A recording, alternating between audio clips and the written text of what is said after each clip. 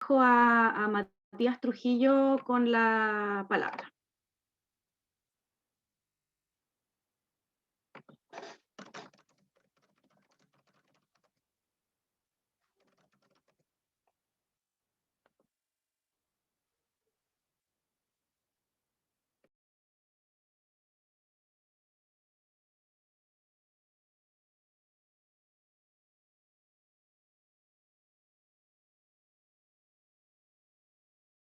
¿Me pueden autorizar a compartir pantalla? Por favor, que se ha desactivado la función.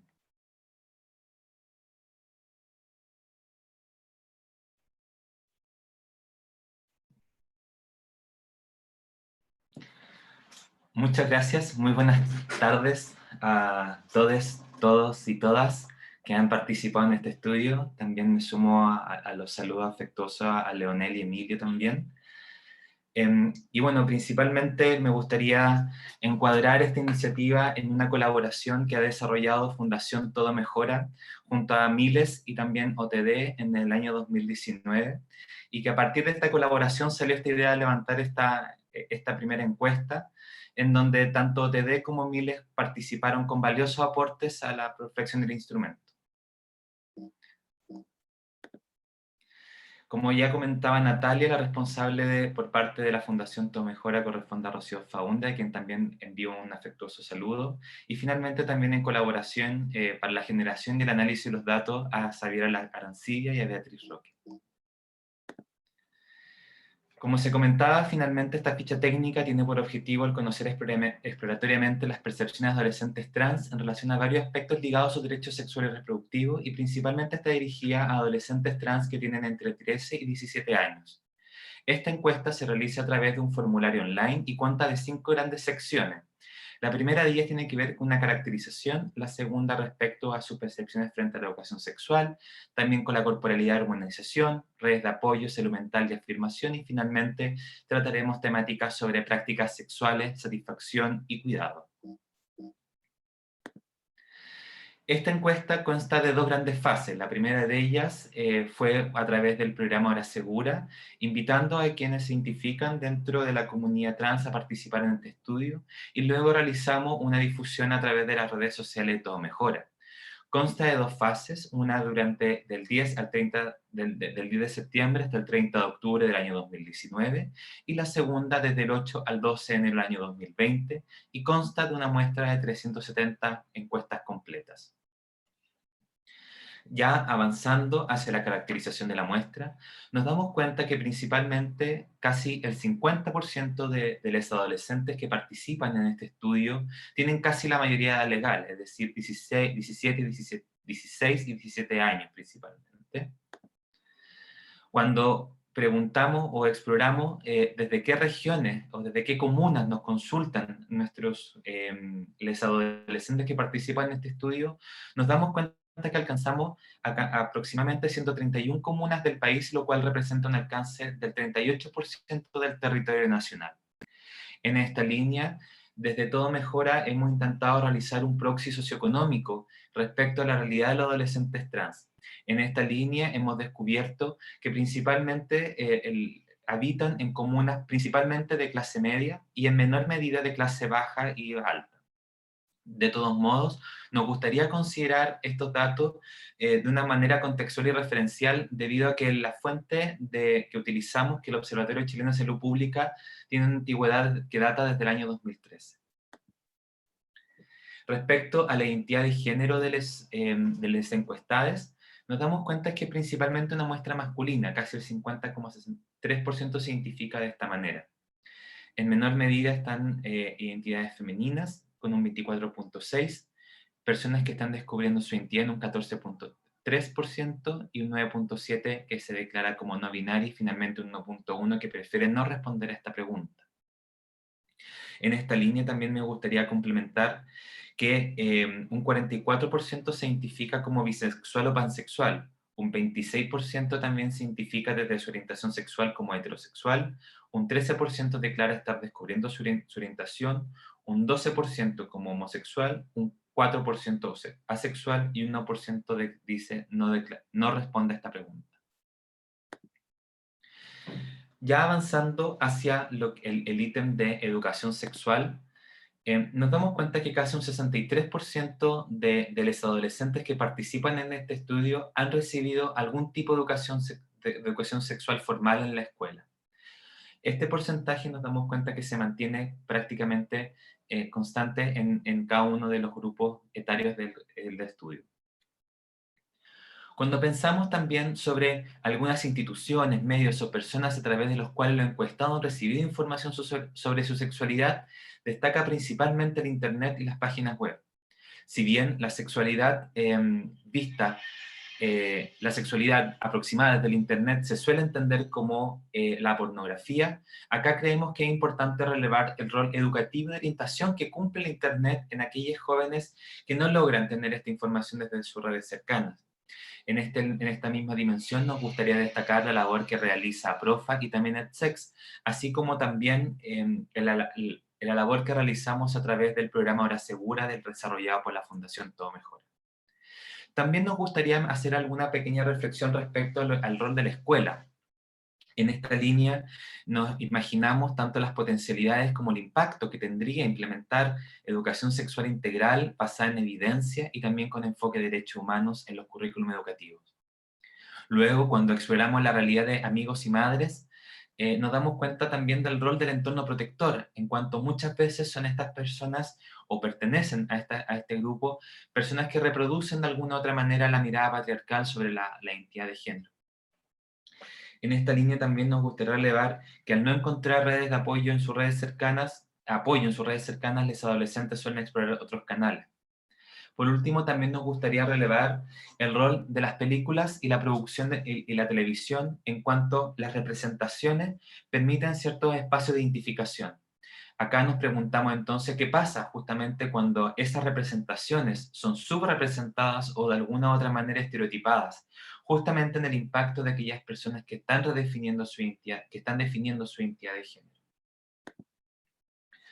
En esta línea, cuando abordamos los temas abordados en la educación sexual de los encuestados, según los 8 criterios que establece UNESCO, nos damos cuenta que un 92% declara que la educación sexual se aborda desde la perspectiva de la salud sexual y reproductiva, en menor medida desde la anatomía, la fisiología y la reproducción y la pubertad y la imagen corporal de la persona. Por otro lado, nos damos cuenta que la educación formal tiende a no abordar temáticas sobre las habilidades para la salud y el bienestar, que tiene relación principalmente con la toma de decisiones, la búsqueda de ayuda, las normas, la influencia de pares. Tampoco habla sobre valores de derecho humano y cultura o un enfoque de género que sea consistente en el currículum. Cuando pensamos en qué frase representa mejor tu vivencia cuando has recibido información sobre tu sexualidad, nos damos cuenta que prácticamente un 66% de las personas que han participado en este estudio declaran que los contenidos tienen que ver con su vivencia personal y de alguna otra manera varía la utilidad que le puedan significar.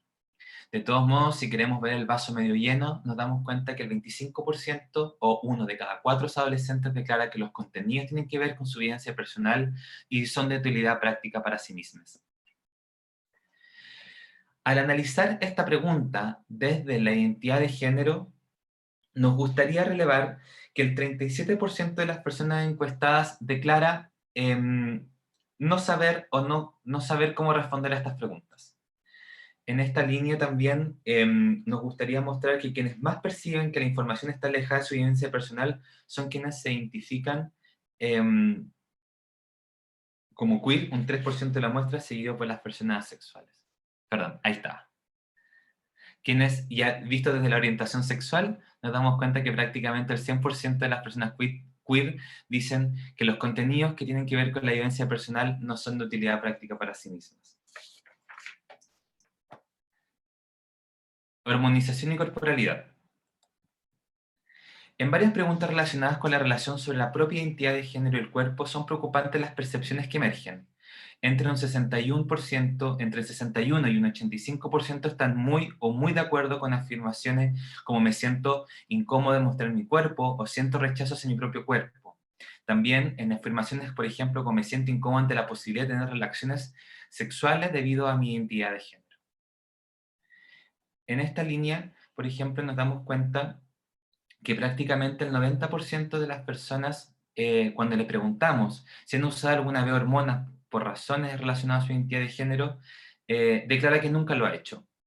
Y también al mismo tiempo nos damos cuenta que el uso de hormonas va aumentando a medida que se aproximan las personas a su mayoría legal.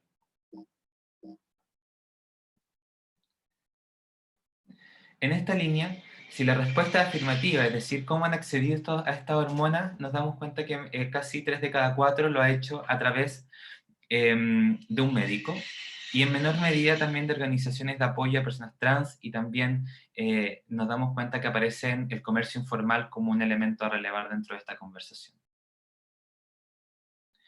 Cuando pensamos en la principal razón por la cual no se han utilizado estas hormonas, un 46% señala no hacerlo por problemas de acceso a distinto tipo, por no tenerlo en sus planes o porque no lo ha decidido aún. En relación a las formas de acceso no nombradas, de no acceso más nombradas, no cuenta con apoyo familiar, o no tienen dinero para hacerlo, o no se ha encontrado algún medio para conseguirlas. Cuando les preguntamos a los adolescentes si se han sentido presionados externamente en alguna manera para llevar a cabo los cambios corporales como parte de su transición, nos damos cuenta de que 3 de cada 4 declara que no. Y esta presión para realizar los cambios corporales como parte de la transición, también nos damos cuenta que se mantiene constante según los tramos etarios. Ya cuando pensamos, abordamos también, hacemos un zoom en aquellas personas que realizan la expresión externa, principalmente vienen de amigues o también de otras personas que no necesariamente son aquellas del entorno protector o profesionales de la salud y la educación. También nos damos cuenta que la madre ocupa un rol importante en esta conversación. Ya al explorar las redes de apoyo, la salud mental y la afirmación, nos damos cuenta que si preguntamos si algunas personas tienen con quién hablar sobre su proceso de transición, alegremente nos damos cuenta que la mayoría dice que sí, con un 55.7%. ¿Y con quién lo hace? Principalmente con sus amigos, 6 de cada 10 lo declara de esta manera, en menor medida con su familia, con su pareja, con profesionales de la salud y la educación que pueden estar en su entorno protector. Ya cuando exploramos finalmente la percepción, cuando algunas personas con las que él hablar su proceso de transición respecto a la edad, principalmente nos damos cuenta que es un tema que se da en aquellas personas que van acercándose hacia los 18 años. Sobre esta misma pregunta, sobre con quién hablar del proceso de transición visto desde adolescentes que declaran su identidad de género, principalmente son las personas de género masculina, aquellas que declaran tener más redes de con quién hablar con su transición. Quienes están descubriendo su identidad o prefieren no responder sobre su identidad son quienes más señalan que no tienen con quién hablar. Y también acá nos preocupa la situación de adolescentes de identidad femenina, en donde 2 de cada 3 no tienen con quién hablar sobre su transición. Acá cuando, por ejemplo, pensamos también en cuanto al ámbito de la salud mental y la afirmación desde la perspectiva de profesionales de la salud mental, un 64% declara que sí lo puede hablar con algún tipo de profesional. Y esta conversación, de igual manera, se aborda desde la experiencia del tratamiento en función de la pregunta si ha estado alguna vez en tratamiento con un profesional de la salud mental, y la mayor parte de los participantes declara que sí. Al explorar cuán de acuerdo están en relación a las siguientes afirmaciones, cuando uno piensa, por ejemplo, el adolescente responde si el psicoterapeuta le escucha, le acepta como si le ofrece un espacio, nos damos cuenta que un 42% de los adolescentes sí están de acuerdo con este tipo de afirmación. En contraste principalmente con casi un 30% que dice que está muy en desacuerdo, o decir que su terapeuta no acepta principalmente su identidad de género. Ya cuando pensamos también sobre si el terapeuta no intenta interpretar mi identidad de género como una identidad válida de alguna otra manera, nos damos cuenta que la proporción se realiza de la misma manera. Y finalmente, cuando pensamos si el psicoterapeuta respeta mis decisiones, diríamos que un 44% de los adolescentes que participan en este estudio declara que está muy de acuerdo, y un 30% también declara estar muy en desacuerdo. En esta tabla nosotros podemos encontrar de alguna otra manera cómo se van diagramando estas frases respecto a los profesionales de la salud mental. Y acá nos interesa relevar principalmente que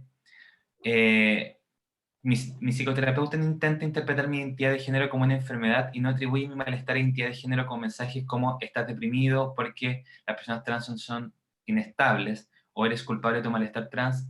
Un 30% de los adolescentes declara estar muy en desacuerdo con dicha afirmación. Finalmente, cuando avanzamos en las prácticas sexuales y la satisfacción y cuidado, nos damos cuenta al preguntarle a los adolescentes si han mantenido prácticas sexuales que casi un 40%, que casi un 50% declara que no ha tenido prácticas sexuales. Este número, de todos modos, al mirarlo desde la edad del adolescente que participa en este estudio, nos damos cuenta que hacia los 17 años sí existe mayor práctica sexual. Ahora, ¿por qué es la razón del por qué no han mantenido prácticas sexuales? Casi un 63% declara que porque no se siente cómodo con su cuerpo, o no ha tenido la oportunidad, finalmente no ha sentido deseo, y por último aparece la sexualidad también como una orientación sexual dentro del espectro de posibilidades de los adolescentes trans. Cuando uno piensa también del 1 a 7, siendo 1 un pésimo y 7 un excelente, ¿qué tan satisfecho te encuentras con las prácticas sexuales que han mantenido el adolescente? Nos damos cuenta que la nota que predomina es entre un 5 y un 7. Ya finalmente cuando pensamos en aquellos mecanismos de protección, ¿qué método anticonceptivo han utilizado? Casi el 40% declara que ninguno. Y esta cifra yo creo que también es preocupante para quienes trabajan en estas temáticas. En menor medida, casi en un porcentaje muy similar con un preservativo y finalmente los otros tipos de método anticonceptivo. Finalmente, la última vez cuando exploramos específicamente la última vez en la que hubo relaciones sexuales, ¿qué método utilizaron? Nuevamente aparece el condón, o sea, ninguno principalmente, y luego el condón o preservativo masculino.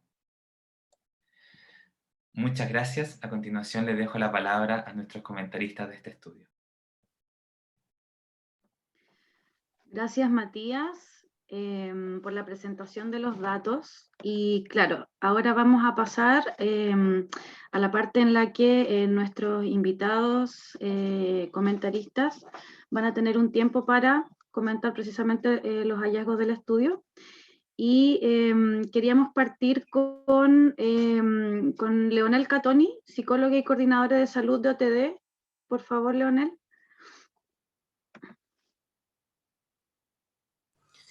Hola, buenas. Muchas gracias por la invitación. Yo soy psicólogo comunitario. Aprovecho de aclararlo porque no me dedico tanto a la clínica.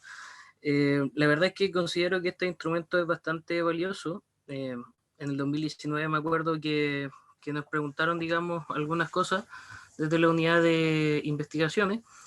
Y es bastante importante tener datos científicos que de alguna forma puedan sustentar algunas intervenciones en la materia, ¿ya? Porque muchas veces datos en sexualidad llegamos hasta que la gente tiene que entender lo que es una persona trans y lo que es una orientación sexual. Y de ahí, digamos, nos avanzamos mucho en población trans. Entonces, muchas veces la población trans recibe, digamos, una educación sexual precaria, como la recibe en general toda la población cisgénero, pero además recibe una educación que yo creo que se logró demostrar en el estudio, que no representa la realidad, digamos, que vive en este caso ese adolescente. ¿Ya? Y que por lo tanto también después va eso repercutir en cómo este adolescente vive su sexualidad. Me acuerdo, digamos, un caso que me tocó hace ya como un par de meses, en este caso era un niño, digamos, de 11 años, que me decía por qué en el colegio, cuando hacen educación sexual y hacen clases de biología, solamente dicen lo que es un hombre y una mujer y solamente, digamos, dicen lo que son las orientaciones sexuales heterosexuales, y por qué no, digamos, explican lo que soy yo, digamos, o cómo me siento yo. Y ahí, digamos, muchas veces las personas trans, que no siempre tenemos, digamos, las mismas redes de apoyo, no siempre tenemos el mismo empoderamiento, tenemos que hacer una suerte de educación en cada lugar donde vamos. Y eso es súper complejo en la adolescencia, donde, por ejemplo, se le exige a las mismas niñas que, por ejemplo, para el respeto de su nombre social, tengan que educar. Ya tengan que decir ellos mismos que son personas trans, tengan que muchas veces educar a sus profesores, educar a lo administrativo del colegio, y eso es bastante preocupante. Por eso yo creo que es bastante, digamos, enriquecedor los datos del estudio. Y bueno, yo creo que también es bastante preocupante la patologización que se ejerce todavía desde el área de la salud mental, donde si bien no es tanto el porcentaje de personas, digamos, que estaba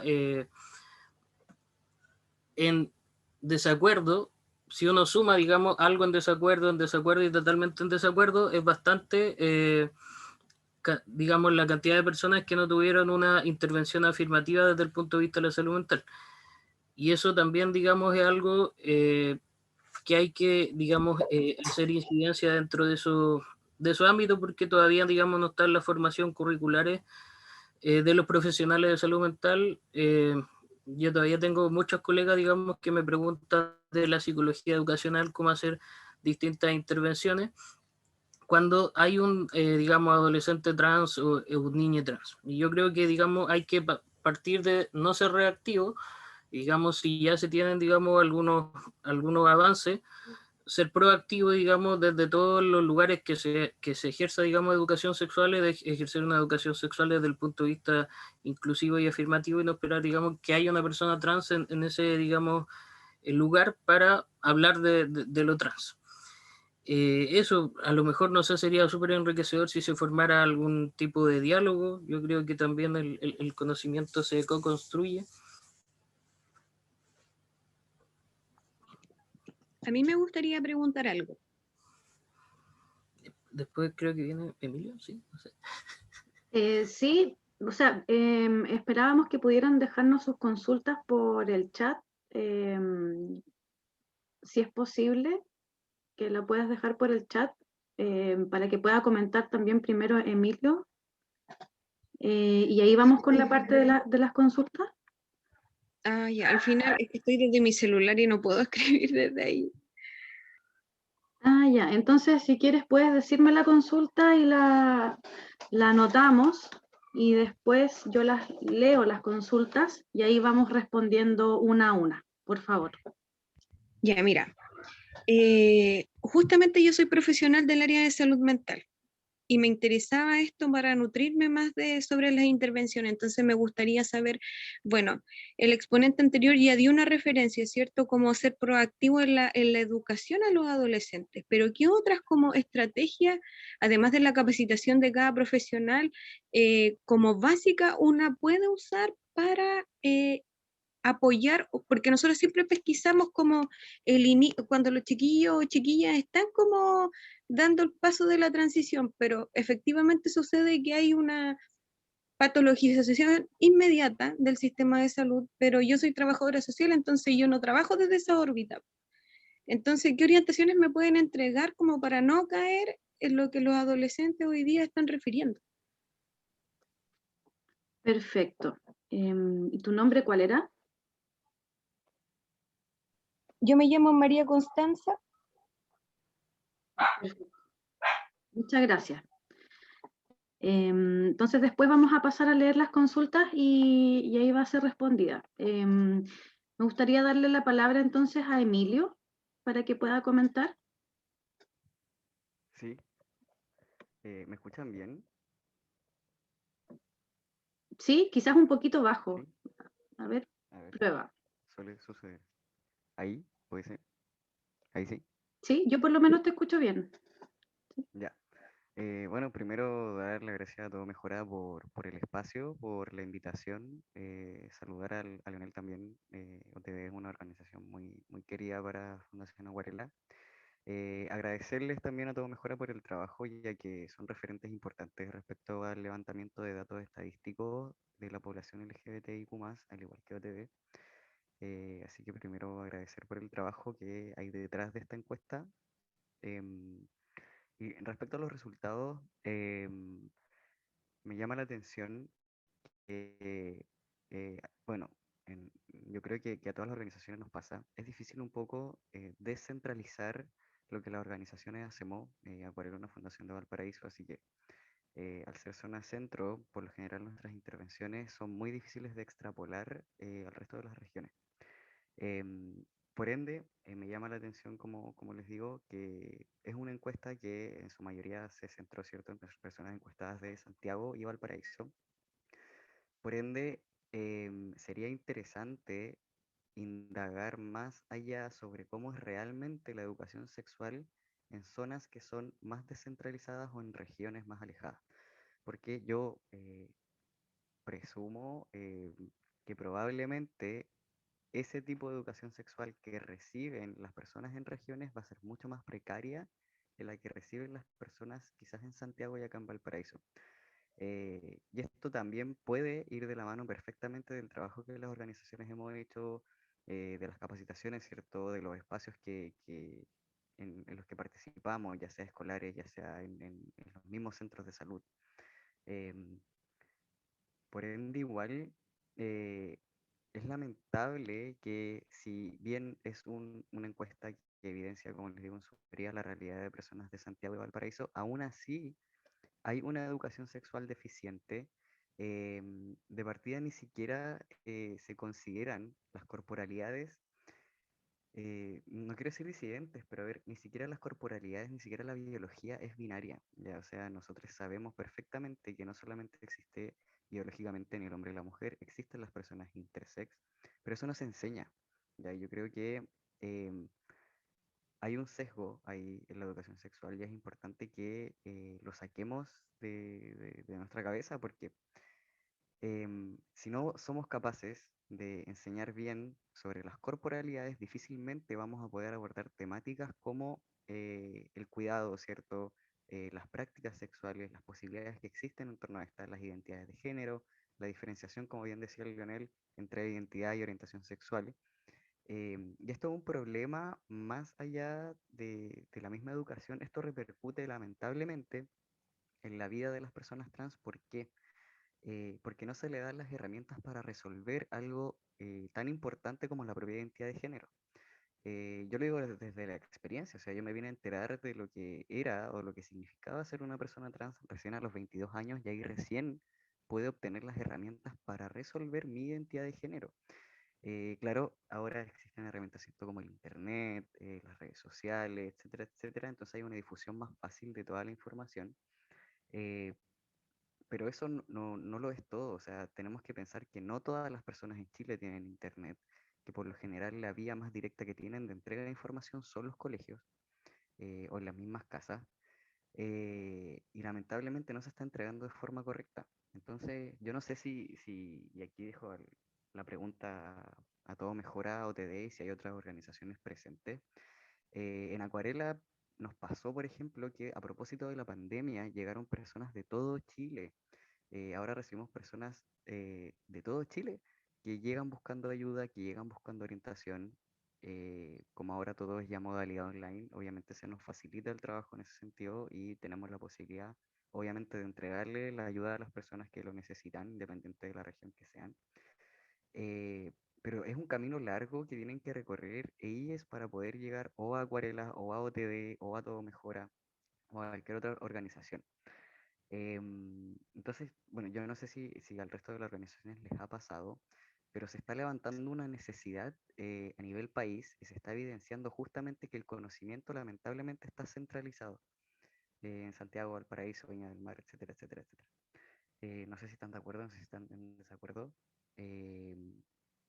Pero eso, o sea, yo creo de que ya partiendo de la base que ni siquiera podemos, o el sistema educativo convencional es capaz de visibilizar las corporalidades, por ejemplo, intersex, difícilmente vamos a poder llegar a hablar de métodos anticonceptivos o métodos, ¿cierto?, de prevención de ITS en prácticas sexuales. Eso, por mi parte. De nuevo, muchas gracias a Todo Mejora por el trabajo y por el levantamiento de datos de esta encuesta. Súper. Muchas gracias, Emilio. También de nuevo agradecer a Leonel. Y vamos a pasar entonces o voy a pasar a leer algunas de las consultas que nos han hecho llegar.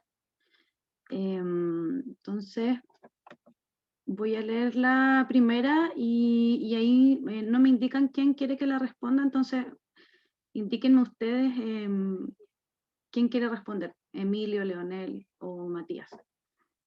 Ya, entonces paso a leer. La pregunta, bueno, el comentario dice: hola, muy buen día, muy interesantes los datos presentados, felicitaciones. A continuación les hago algunas preguntas. Cuando se refieren a prácticas sexuales, ¿se considera también la masturbación? Y otra pregunta referida a la salud reproductiva. Me gustaría saber si dentro de la consejería médica psicológica durante el tránsito tenemos algún dato de que estos niños, niñas y adolescentes estén recibiendo información al respecto. Entonces, la pregunta, digamos, la primera pregunta va dirigida más a todo mejora, ¿no? Porque se está refiriendo a el instrumento. Si al referirnos a prácticas sexuales se considera también la masturbación. Y vuelvo a repetir, la otra pregunta está referida a la salud reproductiva. Me gustaría, dentro de la consejería médica psicológica durante el tránsito, ¿tenemos algún dato de que estos niños, niñas y adolescentes estén recibiendo información al respecto? Súper. Respondo la primera pregunta relativa a las prácticas sexuales. Se realiza de manera genérica, es decir, de modo a incluir lo que las encuestadas entienden respecto a lo que es una práctica sexual para ellas. Desde ahí, sobre los segundos, le invitaría a Leonel o a Emilio quizás también a responder de su propia experiencia.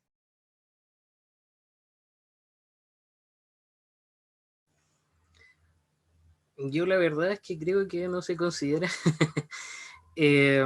En general, pocas personas acudan a los servicios de salud sexual, por ejemplo, una CS, control, digamos, de niños sanos. En general, la población trans acude muy poco a los servicios de salud.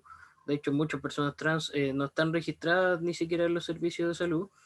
Y creo que todavía no están las herramientas necesarias para que dentro de las consejerías de salud sexual, por ejemplo, realizadas por matronas, se consideren herramientas de fertilidad, o ya digamos que el adolescente esté accediendo a algún tratamiento ¿cómo se llama?, de tratamiento de reemplazo hormonal o supresión puberal, se pueda, digamos, hacer algún tipo de planificación familiar.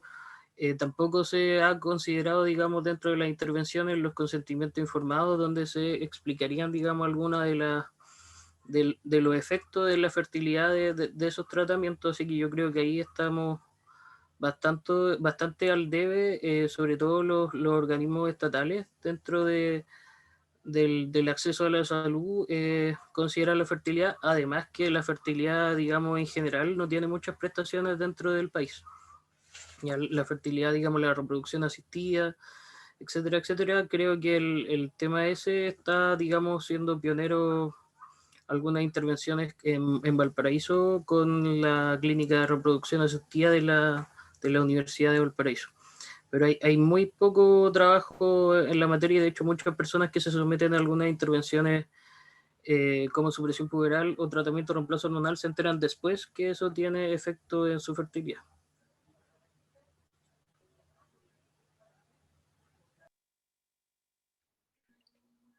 Hola, ¿puedo hablar? ¿Me escuchan? Hola, Cristian. Sí, Hola, hola. te Hola, escuchamos. Leonel. Yo hice la pregunta recién.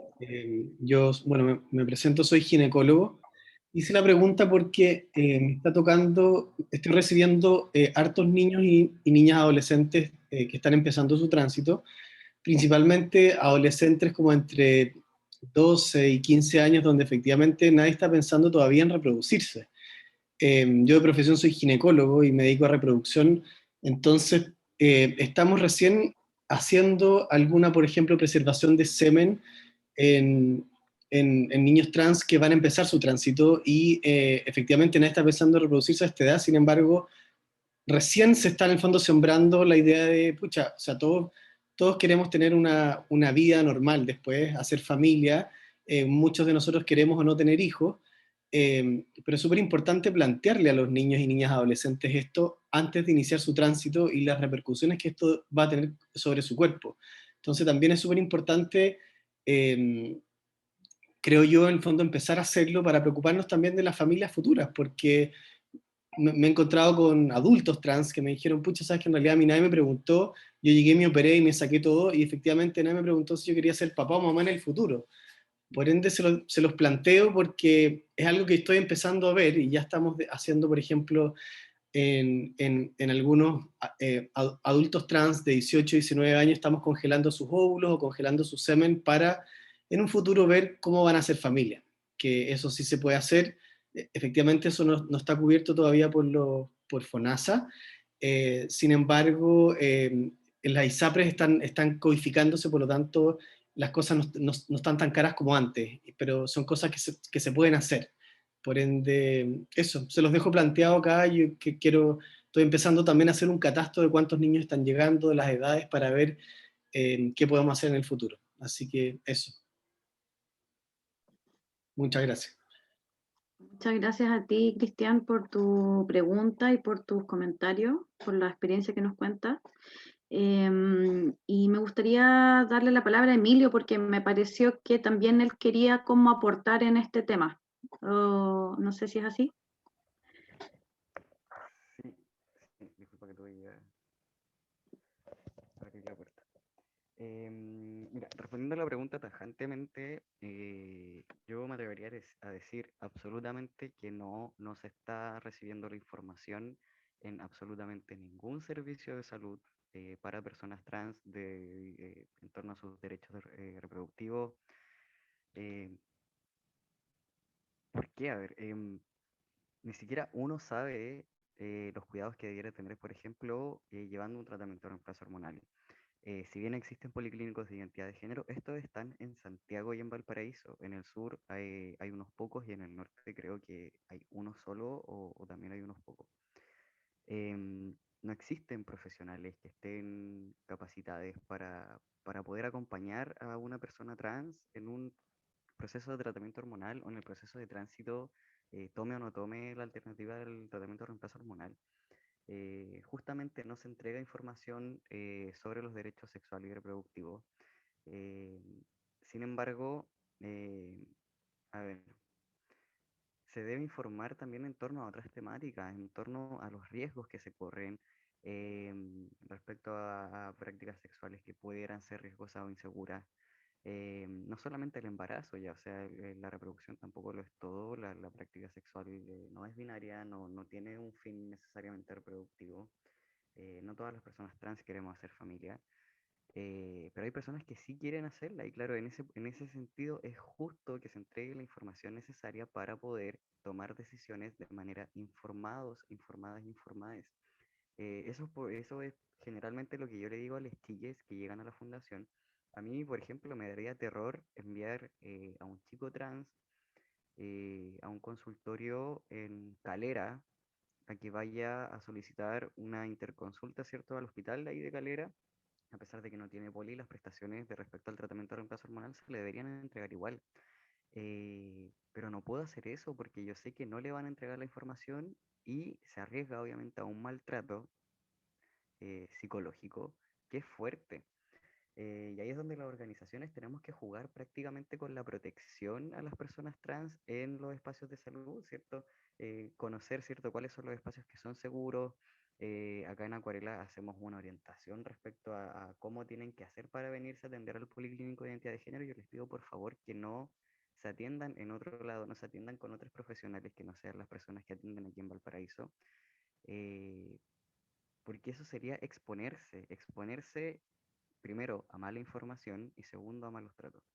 Entonces, nos falta mucho, o sea, de partida no hay una educación sexual en el colegio, no hay una educación sexual ni en la básica ni en la enseñanza media, mucho menos en la educación superior.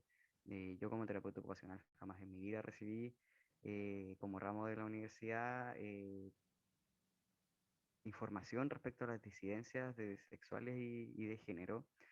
Entonces no se considera, somos una población completamente invisibilizada que prácticamente tenemos que buscar todo o de manera clandestina o de formas alternativas que puedan ser más seguras. Y el otro dato que me parecía alarmante y que tiene relación con esto es que hay un porcentaje importante de personas trans que llevan su tratamiento de reemplazo hormonal de manera clandestina en lugares que no son seguros, que no son centros médicos. Ahí vi que decía hasta en la feria, como que buscaban la hormona hasta en la feria. Y eso es súper peligroso. O sea, imagínate, una sobredosis de testosterona te da un paro cardíaco y jodiste al tiro. Y eso las personas trans no lo saben porque no se entrega la información, ni siquiera los profesionales quizás lo saben. eh, entonces, ¿qué vamos a esperar? Estamos hablando de más allá de tener, ¿cierto?, una mala educación sexual. Esto repercute en que estamos poniendo en riesgo las vidas de las personas trans y de muchas maneras, no solamente respecto al tratamiento de reemplazo hormonal, el aborto clandestino, ¿cierto? De que no se considera ni siquiera a los hombres trans como corporalidades gestantes, ¿ya? Entonces tenemos que, obviamente, los hombres trans que abortan, sí o sí tienen que hacerlo de manera clandestina y no todos sabemos el riesgo que eso conlleva. Así que eso, me extendí mucho por ese, perdón. No, no, está bien, no te preocupes, Emilio.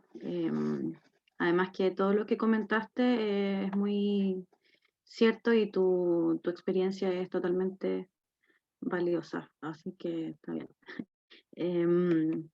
Bueno, voy a continuar con otra pregunta que nos dejaron en el chat de una persona que es estudiante de pedagogía en enseñanza media.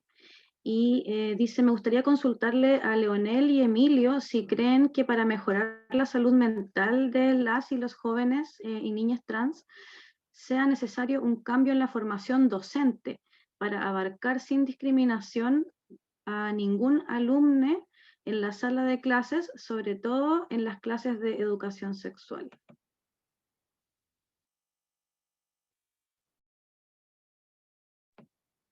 ¿Quién quiere partir respondiendo? Yo creo que la respuesta es evidente.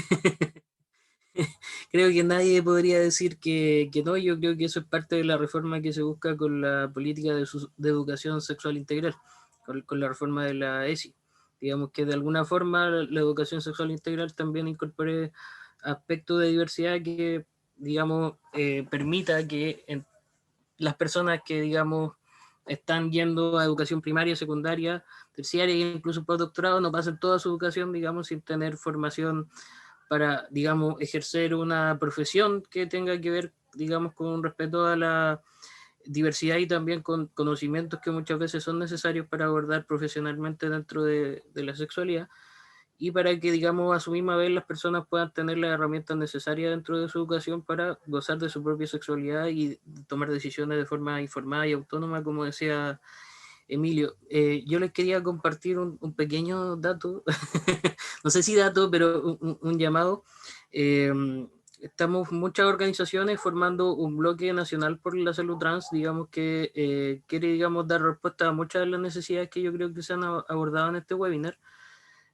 Vamos a hacer una transmisión desde las 6 de la mañana, las 6 de la tarde hasta las 21 horas hoy día, por el canal de YouTube que se llama Salud Trans para Chile, y la verdad es que queremos levantar una política pública que incorpore todas las necesidades de la población trans en temáticas de salud, que tenga financiamiento, porque como dijo Emilio, hay muy pocos polis trans y yo creo que en la región metropolitana hay como 6, dentro de los que yo creo que uno está funcionando relativamente bien durante la pandemia, y también hay regiones como Valparaíso que solamente hay, digamos, una iniciativa de politrans, que muchas veces es también el único profesional que hay en toda la región y que muchas veces también, digamos, no por necesariamente algún interés contrario, pero muchas veces también se da un monopolio, y hay personas que no pueden, digamos, acceder a atenderse con esa persona que justamente está atendiendo, que no siempre tiene cobertura por FONASA ni SAPRE, y que muchas veces la necesidad, como no se soluciona dentro de la salud pública, se va a lo privado, la persona no puede acceder a lo privado,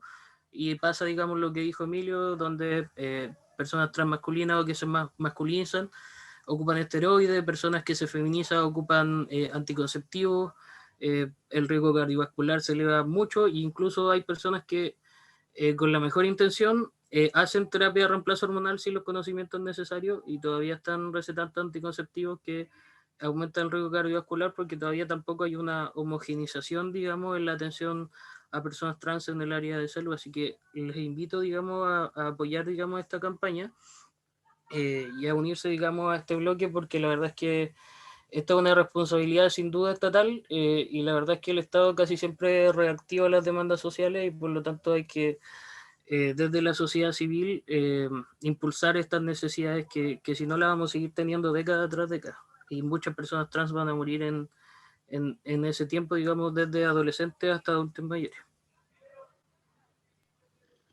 Gracias, Leonel. Vi que en el chat dejaste el link entonces para poder conectarse a este evento virtual que nos mencionabas, para que quienes están acá quieran asistir puedan guardar el link. Bueno, y tenemos quizás una última consulta, que es la que nos dejaba María Constanza, ¿no? Hace un momento. Y para recordar la consulta, ella se refería un poco a qué otras estrategias pueden tener o pueden recurrir los profesionales que trabajan en contacto con juventud trans, ella como trabajadora social, ¿no?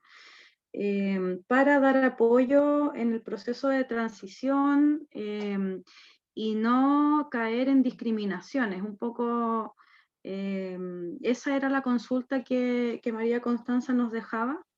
Sí, muy Y bien resumida. ¿sí? Ya, Sí. ok. Entonces ahí, no sé si Emilio quisiera responder ahora a la consulta de María Constanza. Sí, a ver, yo creo que lo primero es eh, dejar de pensar que la educación oficial convencional lo es todo. Yo creo que todos los profesionales, ya sea de cualquier área y en verdad todas las personas como parte de la sociedad, tenemos la obligación de buscar espacios de educación, sobre todo si trabajamos con personas. Em, si mi universidad no me entrega o no me entrego, ¿cierto?, las bases necesarias como para yo poder atender a una persona trans o a una persona con diversidad funcional de manera correcta, es mi obligación como profesional buscar todos los espacios que sean necesarios para yo poder entregar la atención que la persona merece, ya, que es lo básico. Y no estoy hablando, insisto, solamente de educación respecto a disidencias de género o sexuales. Si vamos a hablar de inclusión, tenemos que hablar realmente de inclusión. Entonces yo creo que más que hablar de estrategias, porque bueno, hablar de estrategias de trato a las personas trans, eso debería ser, y bueno, sabemos que eso da para una capacitación completa, probablemente no en un día entero, porque hay muchas cosas que hay que saber. Como decía el Leonel, estamos al debe, hay mucho de lo que tenemos que ponernos al día. Algo que, insisto, debió partir desde el kinder, hablando sobre identidad de género ya. La identidad de género con base en el neurodesarrollo se da y se establece en la primera infancia. O sea, no hay justificación para no hablar de identidad de género en el jardín o en kinder. Diferente, por ejemplo, a la orientación sexual, que es así se da en la adolescencia. Eh, pero esa es la importancia de la educación sexual y de la educación en general. Insisto, la educación oficial y convencional obviamente no entrega las herramientas necesarias para poder ser profesionales y personas que entregan el trato que todas las personas merecemos. Así que yo puedo dejar esa invitación abierta. Aquí está Todo Mejora, está OTD, está Fundación Acuarela. Siempre estamos entregando espacios de formación abiertos a toda la comunidad, no solamente a profesionales. eh, pero dejar esa inquietud, o sea, tenemos la obligación como profesionales de seguir capacitándonos, de seguir educándonos, porque todas las personas merecen un mínimo de trato digno. Y lamentablemente no todos los profesionales tenemos el conocimiento o la educación necesaria para poder entregarlo. Y eso sí debiera generar una incomodidad. Eso sí debiera generar una necesidad de yo poder atender bien a todas las personas.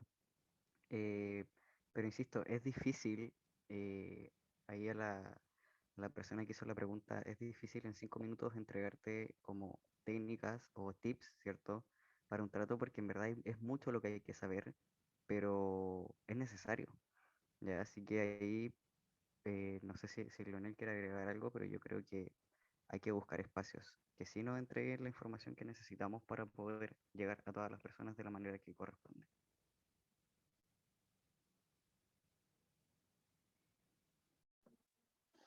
Súper. Gracias, Emilio.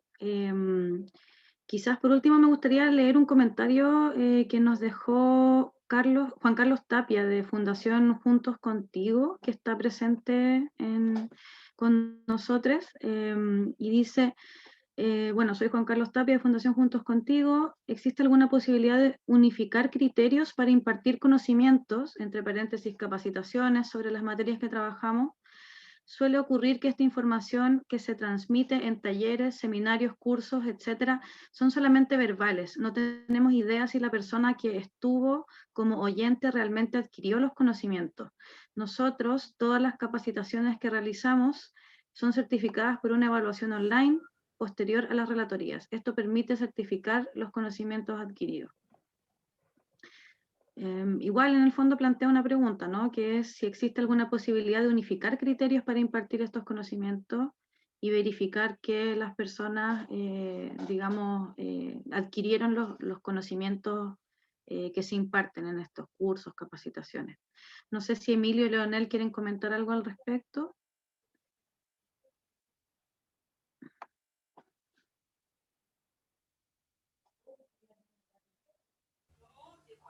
Yo creo que se puede, sin duda es complejo porque también al ser de la sociedad civil, como dijo también Emilio, territorialmente, digamos, es bastante diverso, digamos, los conocimientos, digamos, las intervenciones que se necesitan hacer en un territorio en particular y también los recursos con los que cuenta, digamos, una organización o un colectivo en particular.